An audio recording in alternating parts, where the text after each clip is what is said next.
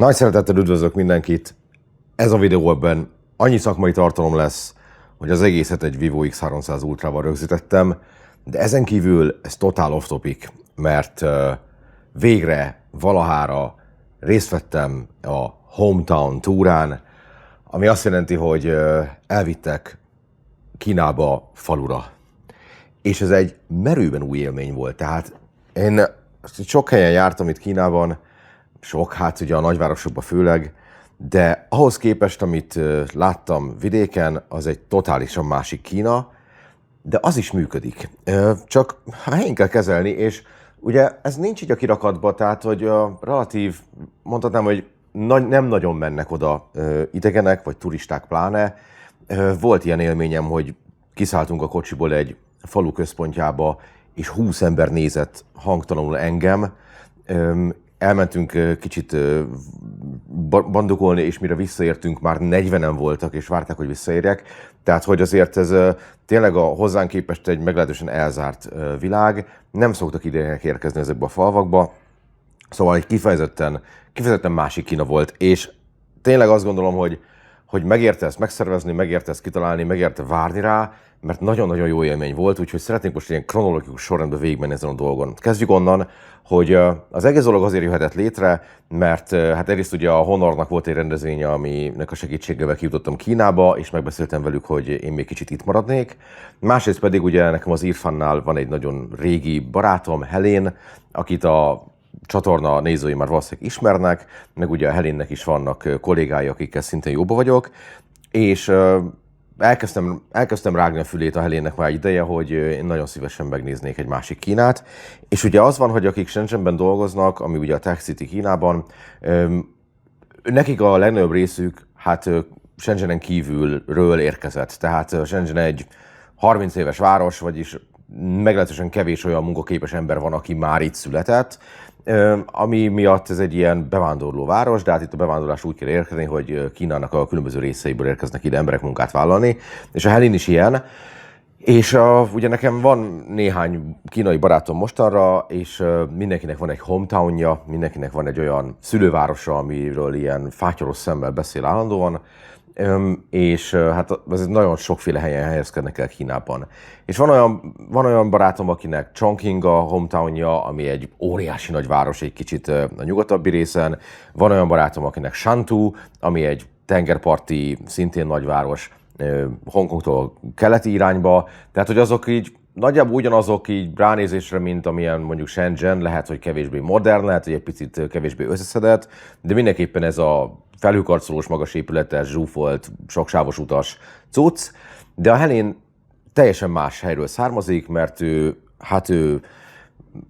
innen, és most ide bevágok egy térképet, mert képtelen vagyok megjegyezni a falu nevét, de az a lényeg, hogy Ganzhouhoz közel van. Ganzhou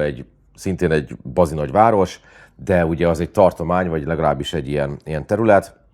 és ahhoz onnan fél órát kell autózni Youduhoz, és Youdutól még fél órát kell autózni ahhoz, hogy elérjünk a Helénnek a szülőfalujába. A másik szerencsém a történetben az volt, hogy a Helénnek van férje is, meg hát ugye van fia is, és a férje Coco, ő is erről a régióból származik, de egy másik faluból, ami teljesen más, mint ami a Helénnéknek a szülővárosa, mert a Helénnek a faluja az így a hegyek között van, a Cocónak pedig inkább ilyen sík területen. Az nekem egy picit tűnik inkább elővárosnak, mint sem falunak, még a Helénnek a környezete az így full falu. Na most az lett a kitalálás, hogy pénteken már úgy átmentünk Ganzhouba, amitről készült egy külön videó, és azt már lehetett látni a csatornán, és a szombat-vasárnap volt a családi program, amikor először szombaton a Helénékhez mentünk el, vasárnap pedig a Cocóékhoz, szóval, hogy két családhoz is el tudtam látogatni, és hát volt bennem egy ilyen félelem, hogy én ott zavarni fogok, meg azt mondják, hogy te minek jöttél ide, és ebből a második a streammel a te minek jöttél ide, az konkrétan elhangzott, de nem úgy, hogy ilyen akkor ne is gyere, mert nem értjük, hanem hogy tényleg nem értették. Tehát, hogy mi érdekes van abba, hogy mi itt élünk egy házba, és zöldséget termesztünk, és itt töltjük a napjainkat. Miért érdekelne ez bárkit? Tehát ugye ez a kérdés fölmerült az idősekben mind a két faluban, de hát ugye nem nagyon érezték, hogy engem meg pont ez érdekel, viszont elfogadták. Szóval, hogy nagyon szívesen fogadtak, És akkor végül is ott kezdjük a sztorit, hogy szombaton reggel felszettek a Helénék a hotelbe, amit ők foglaltak nekem, hogy ne az ő lakásukba lakjak, ami ugye Juduban van, és elmentünk rögtön a piacra, szombati piac, még ott Juduban, és mielőtt még tovább megyünk, ezt nagyon nehezen értettem meg én is, és rengeteget kérdeztem vissza, de az van, hogy amikor azt mondják a kínaiak, hogy itt van Ganzhou, és itt Ganzhou City, az 8 millió ember, akkor az nem azt jelenti, hogy van egy város 8 millió emberrel, hanem azt jelenti, hogy van egy terület 8 millió emberrel, amiben van a city, ami az egész területet jelenti szerintük, ezen belül van a town, ami hát ugye a városokat jelenti így a területen belül, és ugye ez Ganzhou meg Judu, és a townon, tehát a cityn belül nem csak town van, hanem van village is, ami meg a falut jelenti, de a tágabb értelembe vett falut, és a village-en belül van a group, ami meg a falun belüli, hát igazából szerintem az a falu, szóval, hogy most ugye az történt, hogy a Ganzhou területen belül mi Judu városban voltunk, és az ottani piacra mentünk el, ami szombaton nem annyira zsúfolt, mint egyébként egy piac szokott szerintük zsúfolt lenni, de azért volt bőven mit vásárolni, mert hát ugye az volt a terv, hogyha megérkezünk a Helének szüleihez, ugye a szülőházába, akkor ott majd a Kokó fog főzni, és akkor ott együtt fogunk ebédelni. Na most a piacon az van, hogy ugyanúgy tematizálva vannak a cuccok, mint bárhol a világon, tehát van a húsos rész, a zöldséges, a halas, ezek ugyanúgy megvannak. 3 dolog van, ami fontos. Egyrészt, hogy nulla hűtés, tehát hogy ott fekszenek a húsok a 38 fokba, és oké, hogy egy zárt térben vagyunk, és legalább egy ventilátor megy, de hát azért ez nekem egy kicsit furcsa volt. És én mondtam is, hogy hát figyelj, nekem ez egy kicsit furcsa, mondtam a Helénnek, és ő mondta, hogy ezek kb. Reggel még éltek, szóval, hogy mindenképpen frissnek számít. Úgyhogy vettünk húsokat, meg vettünk halgolyót, ami egy itteni specialitás, mert ugye itt van egy folyó, és abból a frissen halászott halat, az ilyen golyókát gyúrják, így pépesítik és golyókát gyúrják, és utána azt főzik meg egy üstben, úgyhogy abból is vettünk, meg természetesen vettünk valamelyik zöldséget, meg kérdezték, hogy vagy kérdezte a Helén, hogy akarok-e gyümölcsöt, és hát kérdeztem, mennyibe kerül, és pont volt egy tábla egy banán mellett, egy ilyen banános stand mellett, és 1 kiló banán az 2,5 yuan, ami 116 forint, vagyis hát az valami arcpirűzően olcsó, úgyhogy hát vettünk banánt is. Szóval jól megpakoltuk az autót, és akkor utána elindultunk a Helén szülőfalujába. Na most ami miatt szomorú voltam, hogy ömlött az eső, és azt gondoltam, hogy hát akkor itt el van rontva ez a nap valamennyire, mert nem fogom látni itt a tájat, meg nem fogok tudni sétálgatni a faluba, meg akármi. Szóval mentünk elég sokat, különböző intenzitású esőkben, és amikor kezdtek már így a nagyházak elfogyni, egyre kisebbek meg kisebbek lettek, meg az utak is egyre szűkebbek meg szűkebbek lettek. Az utolsó néhány kilométer az már tényleg ilyen nagyon kacskaringós, nagyon kanyargós hegyi utakon volt, ahol ugye nem tudtad, hogy következő kanyarba ki fog szembe jönni, úgyhogy a Kokó állandóan beledudált a kanyarba, hogy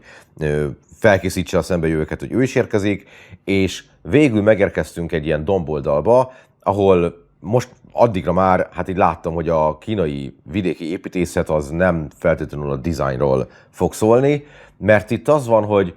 tökre leszarják, hogy néz ki egy ház kívülről, már mint egy lakóház. Nyilván vannak olyan épületek, amiknél fontos a külseje, de a standard lakóházak, családi házak, amikben ők élnek, azoknál lényegtelen, hogy néz ki, mert általában úgy épülnek, hogy meghatározott méretbe tudsz építeni, tehát hogy amekkora volt a korábbi, akkorát tudsz csak csinálni, nem lehet bővíteni,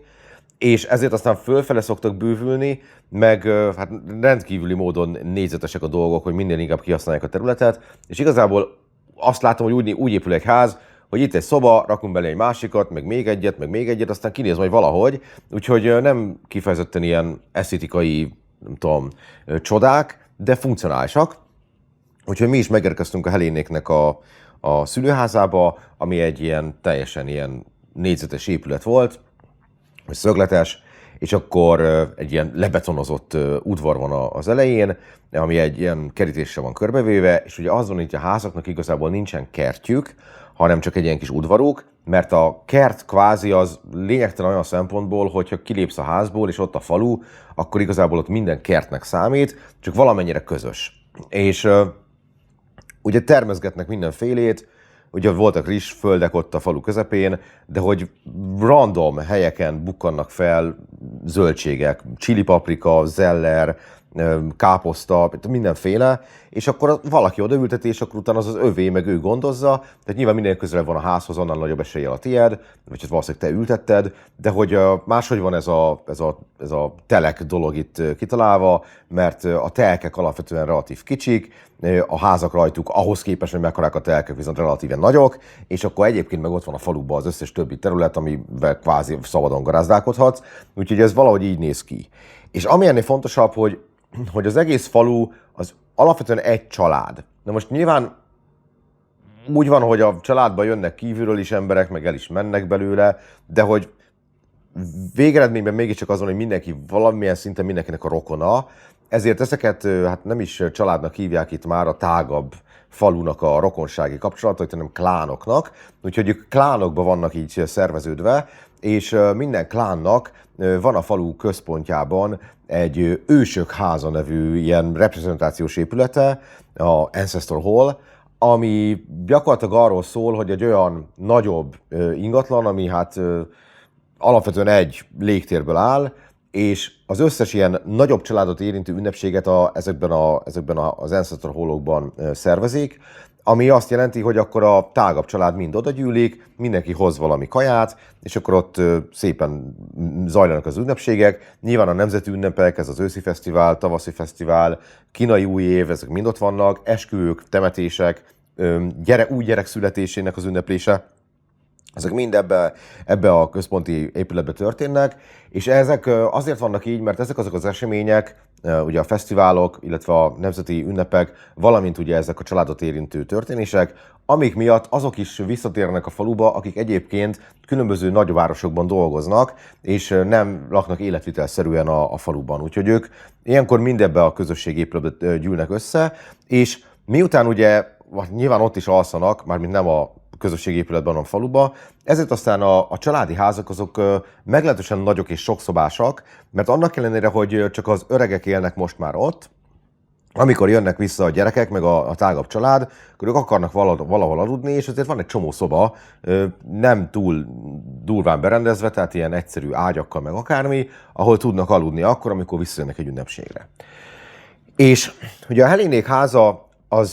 amióta a Helén apukája a ház tulajdonosa, azóta már 3-szor lett újraépítve, ami azt jelenti, hogy a régit azt dózer és egy vattaújat építenek, és ugye ahogy gyarapodott a család, úgy mindig változtatott a apuka azon, hogy milyen házban lenne érdemes lakni, de bárhogy is alakul a dolog, mindenképpen úgy van a felosztása az ingatlannak, hogy ha belépsz, akkor ahova beléptél, az kapásból a közösségi tér, az a vendégfogadó tér, ami azt jelenti, hogy ott biztos lesz egy asztal, egy csomó székkel, és a legtöbb esetben egy Mao poszterrel. Amikor erre is rákérdeztem, és az van, hogy minden évben az állam kiküld egy új Mao posztert, de nem ellenőrzik, hogy kirakod-e, tehát hogy ez már a saját döntésed, de mindig van egy friss. És a központi részből pedig hát ugye különböző szobák nyílnak, és egy csomó esetben a konyha az egy ilyen külsős helyiségben van, ami hát belülről is néha megközelíthető, de hát hogy ilyen egymásra vannak fölfűzve a dolgok, nincs ez a folyosó gardrób, és onnan nyílik ez meg ez, hanem egyik szoba, másik szoba, a következő szoba, mindegyik elég nagy, az alsó szint az ilyen sima betonpadló, ott nem szórakoznak a burkolatokkal, és ugye a Helénéknek van még 2 emeletük, ahol a egyel föntebbi emeleten már normálisabb burkolatok vannak, és a még egyel föntebbi emeleten meg még semmi nincsen, az még kb. Nincsen készen, mert még nem volt rá szükség, szóval, hogy egy ilyen tényleg nagy ingatlanról beszélünk. És hát nyilván úgy néz ki a berendezés, hogy azért így kicsit meglepően egyszerű, meg puritán. Ugye most látjátok, itt be van vágva, hogy néz ki a konyha, ahol a Helén éppen előkészíti a kaját, annak érdekében, hogy ezt a kokó megfőzze. Ugye a tűzhely maga az egy fával felfűtött cucc, a víz az nincs bevezetve, hanem a hegyekből jön le, és állítólag tisztább, mint hogyha vezetékes víz lenne. Csatornázást nem nagyon láttam. A áram természetesen van, 4G az baromira van, de hogy akik itt élnek ezekben a falvakban, ők nem igazából nem hajkurázták a pénzt, meg nem akarnak ilyen javakat szerezni, ők csak nyugodt életet szeretnének, ami azt jelenti, hogy addig használnak egy tárgyat, amíg az a tárgy működik. Tehát ugyanaz a ruhával, de a Helen apukájának a tévéje azt szerintem 30 éves még, ez a katódsugárcsöves, Junost jellegű és mondta, hogy hát neki nem kell új, hát ezt is látja, tudja nézni a tévét. Szóval, hogy tényleg ez alapvetően egy ilyen egyszerű életforma. És és azt, amit szerettem volna mesélni még, nagyon sok dolog kavarog így a fejembe, de a lényeg az, hogy megérkeztünk, ott körbevezettek, utána a Kokóval tettünk egy sétát a faluba, természetesen összefutottunk családtagokkal, akik kérdezték, hogy én mi a francot keresek itt, akkor nekik ez el lett magyarázva, megnéztük, hogy ezt az ősök házát, közben a Helén is előkerült a gyerekkel, ők is sétáltak egyet, aztán mind visszamentünk a házba, és akkor készült az ebéd, és egy idő után előjött a Helénnek a nagymamája, aki 99 éves, és teljesen képbe van. Megkérdeztem, hogy lőhetek-e róla egy portrét, és megengedte, úgyhogy ő a Helén nagymamája. És ő is nagyon érdeklődött, hogy én itt mit csinálok, és akkor neki is megpróbáltuk elmagyarázni. De az a lényeg, hogy ebből a faluból, nem laknak itt tényleg pár száz ember, ebből a faluból a Helén az első nő, aki innen egyetemre jutott el, és azt el is végezte, és ugye nagyvárosban dolgozik. És ezért rá így nagyon büszkék. Illetve láttam a nagymamáján is, hogy ugye vele a Helénnel angolul beszélgetünk, hogy teljesen lenyűgözi őt az, hogy az unokája az egy idegennel, egy másik nyelven folyékonyan beszélget, nem is értett belőle nyilván semmit, és nálam van ez a Time Kettle fordítógép, amit vittem magammal, hogy majd én a helyiekkel milyen jól fogok cseverészni, de kiderült, hogy mindenki, aki ebben a faluban van, az igazából nem beszél kínaiul, vagy hogy mondjam, tehát nem mandarin nyelvjárásban beszél, hanem van egy saját nyelvjárásuk, amit csak ők értenek. Mondjuk ez 8 millió embert jelent abba a régióba, de mégiscsak az van, hogy semmilyen, nem mondom, hogy semmilyen szempontból nem kompatibilis az eredeti, vagy a jobban ismert mandarinnal, de nem értik meg egymást. Tehát, hogyha mandarinul szólnak hozzájuk, ezt ők nem értik, és akik csak mandarinul tudnak, nem ismerik ezt a nyelvet, ami itt a nyelvjárás, azok nem értik, hogy azok miről beszélnek, és hát a Time Kettle fordítóm hiába beszél ezt a nyelvet 80 ember, nem tudja ezt feldolgozni, hanem ugye az eredeti kínai alapján próbált nekem segíteni, és akkor ilyen kulcsszavakat kaptam el, szóval nagyjából tudtam, mi volt a téma egy beszélgetésnél, de nem tudtam bekapcsolódni. Szóval, hogy ez is érdekes, hogy ez mennyire ilyen zárt közösség. Szuper ebéd volt, tehát, hogy tényleg az volt, hogy ugye a hús is friss volt, a hallgolyót is kézzel gyúrták, és az nagyon-nagyon finom, és az összes zöldség, amit fogyasztottunk, az hát alapvetően a kertből jött, akkor szedték, amikor készült a kaja, szóval minden nagyon friss volt, nagyon ropogós, nagyon ízletes, tök jól összeértek az ízek, nagyon tradicionális ételek voltak, egy csomó olyan dolgot ettem, amit csak ott esznek ebben a régióban, és máshol nem ismerik, és tényleg azt kell mondjam, hogy szuper finom volt. És persze nyilván nagyon-nagyon kedvesek voltak, mindig kínálgattak, állandóan után töltötték nekem a forró teát, ami abban a páratartalomban, meg abban a melegben nekem teljesen értelmezhetetlen, de tudom, hogy elvileg ez hasznos, meg ennek így kell lennie. Mindenesetre azt gondolom, hogy tényleg nagyon-nagyon jó vendéglátást kaptam, és nagyon kedves volt mindenki. De hogy közben megjöttek azok a sztorik, amiket így ülsz, és így azt mondod, hogy mennyire más élete van embereknek. Helen apukája 3 elemit végzett. És azóta dolgozik, ugye mindenféle dolgot csinált életébe, építőmunkást is volt, ugye földműveléssel is foglalkozott. Tehát, hogy ő egy ilyen, ami jön, azt csinálja. A Helen nagymamája, aki ugye az apukájának az anyukája, ott meg ugye az a sztori, hogy mesélte a Helen, hogy amikor az apukája 14 éves volt, és már elment a faluból, hogy munkát találjon máshol, és évente 2-szer tudott hazamenni, 14 évesen, akkor egyik alkalommal arra ért haza, hogy az ő apukája, vagyis a Helen nagymamájának a férje elhunyt. Akkor volt a fater 14 éves. Ami azt jelenti, hogy a Helen nagymamája 40-50 éve özvegy. És így, na mindegy, szóval, hogy tényleg ilyen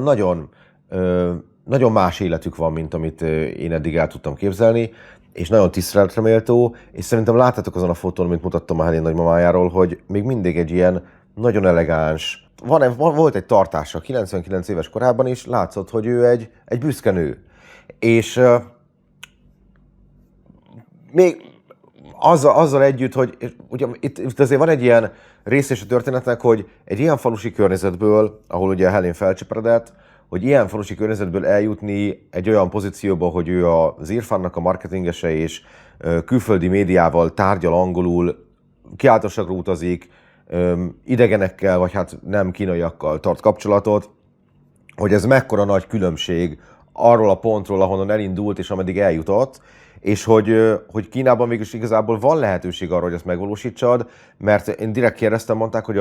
az elemi iskolák, tehát az általános iskolák, azok szerintük nagyon jó színvonalúak, és erre nagyon nagy hangsúlyt fektet a kormány, hogy ezeknek az oktatási színvonala magas legyen, és ugye különböző teszteket csináltatnak a gyerekekkel, vagy azokat kell elvégezni, ami alapján kerülnek középiskolába és aztán egyetemre, és ugye, ha jó vagy már az elemiben, amire minden esélyed megvan, akkor igazából megvan ez az út, hogy egy kis faluból is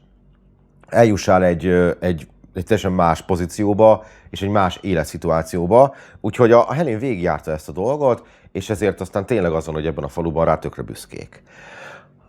Na és akkor nem akarom tényleg nagyon hosszúra nyújtani, mert rengeteg mesélnivalóm van, de az volt, hogy befejeztük az ebédet, és akkor Kínában azért ez, főleg ez a déli részen, ez standard, hogy ebéd után így pihennek egy órácskát. Ez munkanapon is így van egyébként, tehát hogy én voltam irodákban, ahol délben nem fogadnak ügyfelet meg vendéget, mert déltől egyig alcsi van, egyébként az Irfannál is ez van. Úgyhogy mindenki aludt egy picit, kivéve engem, mert én még ott sétáltam, meg körülnéztem, meg tudom én, el voltam. És akkor utána elindultunk egy másik faluba, mert meg akartak mutatni egy másik falut is, ahol más rokonai élnek a Helénnek, és akkor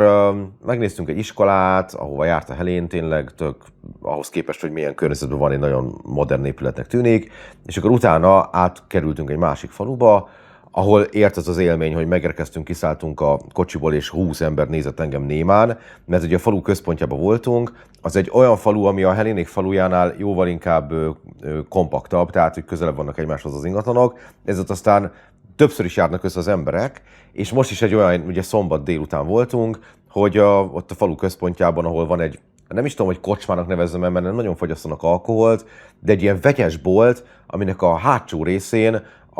a lakosok, és főleg az idősek kártyáznak, meg mahjongoznak atommódon, és akkor oda bementünk, ott is mindenki engem nézett, és akkor megengedték, hogy fölvegyem videóra, hogy kártyáznak, meg a mahjongoznak, és az egyik mahjongozó csávó, az a Helénnek az egyik nagybátyja volt, mert van neki 9, és tökre megörült a Helénnek, mert 7 éve nem látta, most lát először a gyereket, aki ugye 4 éves, és annyira megörült, hogy így kapásból felállt a mahjong asztaltól, és mondta, hogy akkor azonnal menjünk az ő házába, mert akkor meghív minket egy teára, és akkor oda is átmentünk, akkor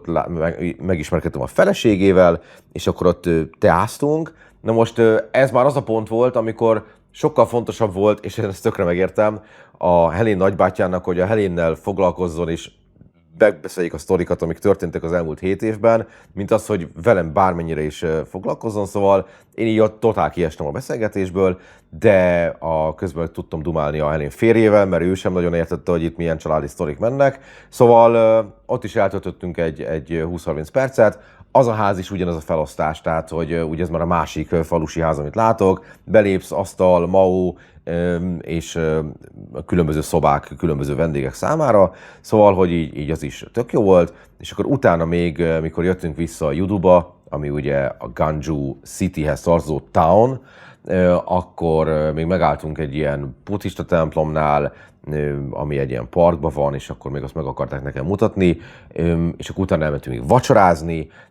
ami szuper finom volt megint, és fillérekbe került, mert ugye 3-an voltunk plusz a kisrác, tehát mondjuk 3,5 ember, 109 yuan fizettünk, 4500 forint, és fúj jól laktunk. És akkor utána másnap meg volt a következő hometown,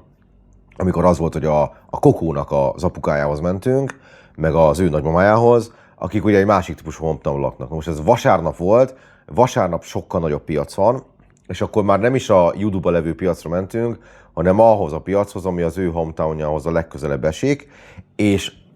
óriási forgatag volt azon a piacon, rengeteg autó, motor, robogó, bicikli, ember, mindenféle boltok, fura dolgokat árulva, nagyon olcsó pénzért, állandóan ordibálás, meg hangszórókkal beszélnek egymással, tényleg az egy kicsit ilyen too much-nak éreztem, de mégiscsak azon, hogy azért egy érdekes szitu volt, ott is vettünk hallgajót, meg húst, meg zöldséget, gyümölcsöt, és akkor az egész pakkal együtt elmentünk ugye a Kokónak a hometownjába. Ott sokkal sűrűbben vannak az épületek, és egy nagyobb falu, tehát ott ilyen 2000 ember lakik, viszont mindenki ugyanaz a klán. Továbbra is az van, hogy egy falu, egy család, de a Kokónak egy sokkal nagyobb családja van, vagy tényleg sokkal többen vannak benne, vagy sokkal szerteágazóbb, és ezért aztán a falu központjában nem is egy darab ilyen ősök háza van, ilyen Ancestor Hall, hanem van a központi, ami a legnagyobb, az ilyen több termes, és vannak a kisebb családoknak, vagy a családoknak a kisebb részének szánt továbbiak, azt hiszem van még 9. Tehát a falu központjában az a Ancestor Hall District, ott abban a negyedbe, ott csak ilyen épületek vannak egymás után, vagy egymás mellett, és akkor mindenki másnak ugye lakik kicsit kijebb, és akkor ugye ott nem Helén, hanem a Kokó apukájával, viszont már tudtam a fordítógéppel, a Time Capsule-al beszélgetni, kifejezetten jól, mert ő egy tanárember volt, nyugdíja előtt, és ezért beszél mandarinul. És akkor ő egy kicsit máshogy állt hozzám, mint a Helénék családja, mert ő kifejezetten a tanársága miatt kifejezetten várta, hogy majd velem megoszt mindenféle ilyen helyi sztorikat, meg történelmi dolgokat, és rögtön ez is történt, ott a falu közepén van egy ilyen díszes kapu, ami fából van, úgyhogy egy darab szöget nem használtak a építése során, de már eléggé le van fingva, és ezért kerestek rá a mestert, aki meg tudja csinálni, és nem találtak. Tehát, hogy elfogytak azok az emberek a környékről, akik ezt a csak fából épült szerkezetet megfelelő minőségben tudják restaurálni. Szóval csak tordozták, fordozták, úgyhogy azért néz ki úgy, ahogy most látjátok. És egyébként viszont vannak ilyen régebbi épületek a faluba, és most a kormány finanszírozza azt, hogy ezek fel legyenek újítva, és kérdeztem, hogy jó, ezek szépen fel lesznek újítva, de hogy és utána mi lesz? Tehát lesz benne múzeum, vagy boltok, vagy rendezvényhelyszín, és mondták, hogy ja, nem, csak megcsináljuk, és bárki bejöhet, és kész, pont. Tehát, hogy nem akarnak belőle semmilyen gazdasági, meg turisztikai dolgot csinálni, hanem csak úgy értékmegóvásoknak csinálják, ami azt jelenti, hogy majd 50 év múlva meg lehet csinálni megint, de hogy egy kicsit máshogy közelítik meg ezt a témát, de oké. És akkor utána az ő szülőházukba is elmentünk, ahol a nagymamája, a Kokó nagymamája fogadott minket, és ott az érdekes, hogy az viszont egy egyel korábbi generációs falusi ház, mert a Kokó apukája az nem azt csinálta, mint a Heléné, hogy így ledózerolta és épített egy újat, hanem csak így toldozta, kicsirélte a tetőt, meg kicsit újított rajta, de ez egy régebbi, mondjuk jobban eredeti falusi ház, ami miatt szerintem jobban is néz ki, viszont ők nem készült akkora család számára, mint amit a Helénéknél terveztek, hanem alapvetően itt az alsó szintet használják, de ugyanúgy azon, hogy belépsz és körasztal, viszont nem volt Mao poszter, ezt szeretném felhívni a figyelmet rá, és különböző szobák vannak benne, ugyanúgy, mint a Helénéknél, de az emeleten azt inkább csak raktárnak használják, tehát hogy ilyen termények, meg mindenféle ilyen eszközök vannak, meg szerszámok vannak oda felrakva. És akkor ott is készült egy kaja ebben a konyhában, ami szintén szuper finom volt. A Kokó nagymamája, ő még elég fiatal, még 85 éves, nagyon-nagyon pörgős néni, aki rendkívüli módon akart mindenféle jót csinálni velem, vagy nekem, és a Helén vagy a Kokó apukájával pedig folyamatosan tudtunk beszélgetni arról, hogy hogyan alakultak itt ki a dolgok, meg mesélte itt a család történetét, meg hogy melyik gyerek éppen merre van. Szóval, hogy egy jóval, tehát ott jóval inkább bevonódtam egy olyan beszélgetésbe, a fordítógépnek és a mandarin nyelvnek hála, ami miatt azokat az információkat, amiket most már eddig elmondtam, azt igazából sok szempontból a Kokó apukájától szereztem be. Úgyhogy itt is nagyon jól éreztük magunkat, és itt is megkajáltunk, itt is volt egy kis pihenés, viszont baromi meleg lett. Tehát, hogy most itt a hotelszobában ülök Shenzhenben, és itt is izzadok, pedig be van kapcsolva a klíma, elképesztő meleg van ebbe a városba, meg ebbe a régióba, és ott Ganzhou környékén, azon a napon, amikor a Kokónak a szüleihez mentünk el, szerintem érzetre így 45 fok volt, és ott nincs ilyen légkondi, hanem minden háznak a központi szobájában van egy ilyen nagy ventilátor, ami forog, de azért az ember úgy nehezen akart így elindulni, bármit megnézni, pedig elvileg az volt a terv, hogy még pár falut megmutatnak, de úgy érzem, hogy úgy azért láttam pár falut, tehát és különbözőeket. Meg most összesen voltam 3 darab falusi otthonban, az egyiket ugye Tövéről hegyre bejártam, a másik 2-t meg hát láttam, hogy ugyanolyan, tehát hogy nagyon nem kellett körülnéznem benne, de hogy tényleg az van, hogy megismertem ezeket a dolgokat, meg láttam, hogyan élnek, meg hát utána, amikor jöttünk vissza Ganzsúba, és Ganzsúból Shenzhenbe visszafelé is ugye nyilván a gyorsvasúttal érkeztünk, akkor volt idő, hogy a Heléntől még sok mindent kérdeztem. Tehát azt kell mondjam, hogy rengeteg további információ a fejemben arról, hogy hogyan élnek itt az emberek. A lényeget megpróbáltam átadni. De ami szerintem a legfontosabb az egészből, meg amit itt levontam tanulságként, hogy egyrészt, mint láttátok a térképen, ez kb. 400 kilométerre voltunk Shenzhentől kb. Északra. Ha Kínán belül nézzük, akkor ez egy nagyon pici távolság, ahhoz képest, hogy mekkora ez az ország, és biztos vagyok benne, hogy most láttam egy régióban 2 falut. Ezt nem tudom extrapolálni, vagy projektálni egész Kínára, nyilvánvalóan valószínűleg teljesen másképp élnek, sok ezer kilométerre északabbra, keletebbre, vagy adott esetben nyugatabbra, de az itt átjött, hogy megvan valahogy oldva az, hogy bárhol is születsz Kínán belül, igazából a lehetőséget adott arra, hogy egy teljesen más típusú életet éljél, ha tanulsz. Szintén az is átjött, hogy azok az emberek, akik az idősebbek, akik ezeket a tradicionális dolgokat még tartják, és fontosak nekik, azok valóban az ő számukra olyan nagyot nem fordult a világ attól, hogy mennyire digitális lett itt minden, meg mekkorát fejlődött Kína technológiai szempontból az elmúlt 10-20-30 évben. Tehát ők ugyanazt a tévét nézik, ugyanolyan házuk van, ugyanazt csinálják, amiben változott a dolog, hogy lemennek a piacra a városba, és okostelefonon fizetnek Alipay-jel, meg amiben változott a dolog, hogy WeChat-en tartják a kapcsolatot a családjukkal, de egyébként, hogy az életüknek a folyása vagy a medre, az szerintem így láthatóan ugyanaz volt, ami nekik nyilván egy kicsit szomorúbb, és inkább érzik ezt a fajta technológiai fejlődésnek a kivetülésében, hogy a fiatalok sokkal mobilisabbak, mint korábban. Tehát ezek a falvak, ezek a kisvárosok, eddig nagyon sokáig úgy voltak, hogy emberek ott megszülettek, elmentek az elemi iskolába, dolgoztak a rizsföldön, megismerkedtek a másik faluból egy lánnyal, ami hát lehet, hogy egy ilyen irányzott házasság volt, és nem ők ismerkedtek meg, hanem segítettek rá a szülők, ez még a mai napig előfordul, és alapítottak egy családot, született egy rakás gyerek, és akkor utána ez zajlott generációkról generációkra, és az elmúlt 1-2 generáció az, ami a változást hozta azzal, hogy a mobilitás lehetősége miatt nagyon sokan elhagyják ezeket a falukat. És nyilván ez fáj az idősebbeknek, kevesebbet találkoznak az unokákkal, és egy csomószor az van, hogy az idősebb generáció, tehát ez a Helén apukája, meg a Kokó apukája, anyukája generációja beköltözik a közeli városba, ahova a gyerekek is beköltöztek, mert kell segíteni a gyereknevelésben, hiszen ugye itt az van Kínában, hogy 3-6 hónapra tud elmenni gyesre egy anyuka, aztán utána kell visszamenni dolgozni, és ők 9-től este 7-ig dolgoznak általában, ami azt jelenti, hogy nagyon kevés idők marad a gyereknevelésre, és akkor a nagyszülők megpróbálnak besegíteni, de ha egymástól sok 100 kilométerre vannak, akkor ez nyilván nem egyszerű, meg nem tarthat örökké, szóval kicsit kiürültek ezek a falvak. De közben meg valahogy azt éreztem, hogy minden fiatalban, akivel én beszéltem, azért benne van az a potenciális jövőkép, hogy majd, ha az ő gyerekei megnőnek, meg azoknak is lesznek gyerekei, akkor lehet, hogy ők visszaköltöznek a családi házba, a faluba, mert ott is el tudnak létezni. Most már egyébként tudnak olyan munkát vállalni, hogy bárhol dolgozhatnak, ahol van internet, mert egy csomó olyan munkakör is van. Szóval, hogy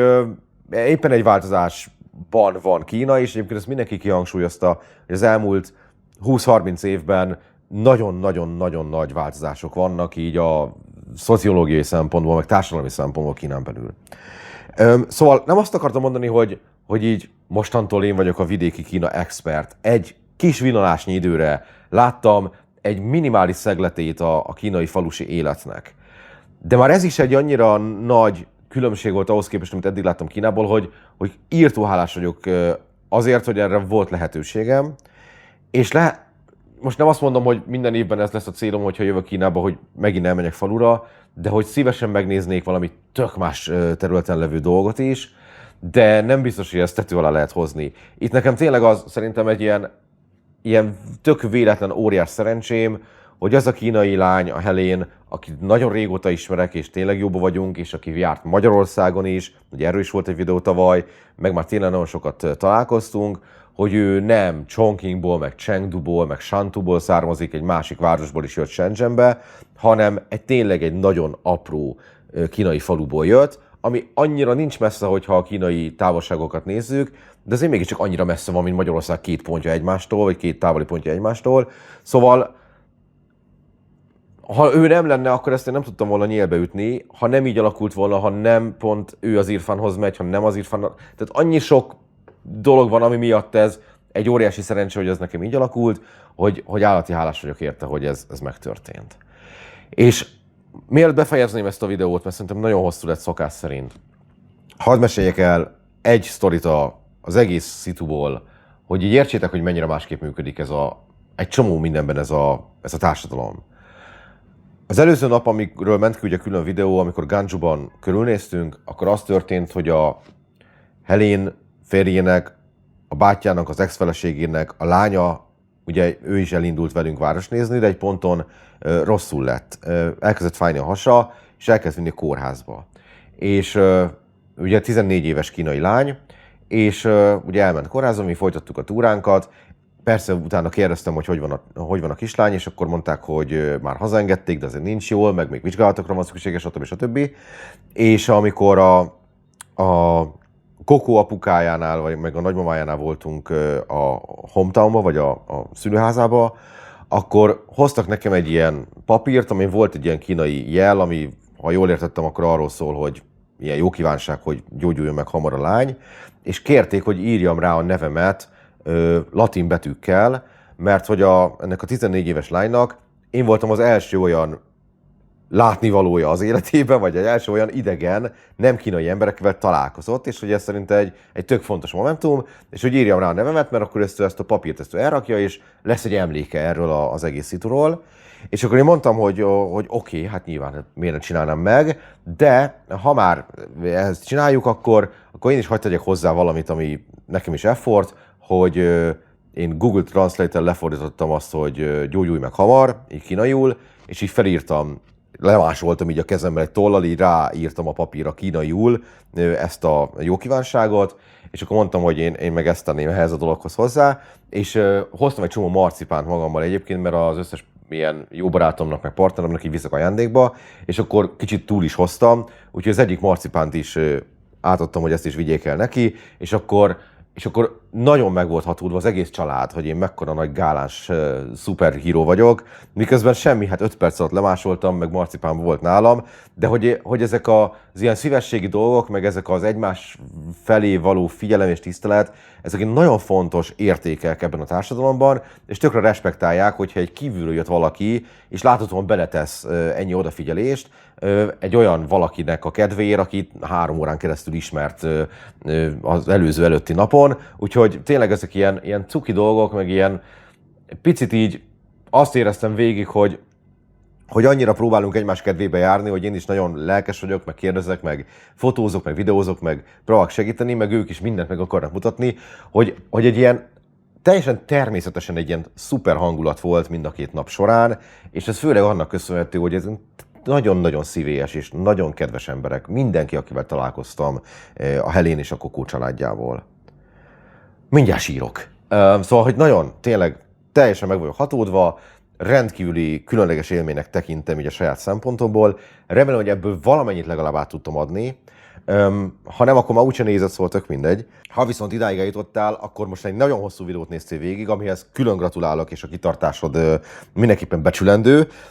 Nem mondom, hogy itt Kínából a hasonló videók jönnek, mert ezzel az utazásom csúcspontjánál túl vagyok, de szakmai jellegű videók még készülnek. Tegnap voltam a Végernél, ahol nagyon jól éreztem magam, és nagyon sok mindent láttam. Ma megyek a Mamaxhoz, meg az Erikékhez is. Tehát lesz még egy-két videó a témában, úgyhogy ha azokra is kíváncsi vagy, és még eljutottál idáig annak ellenére, hogy nem vagy feliratkozva, akkor most légy szíves, legyél feliratkozva. Ha meg már ugye nyilván feliratkozva voltál, akkor meg tökre köszönöm a figyelmet. Tartsd meg jó szokásod, és minden jót kívánok, hamarosan otthonról folytatjuk. Sziasztok!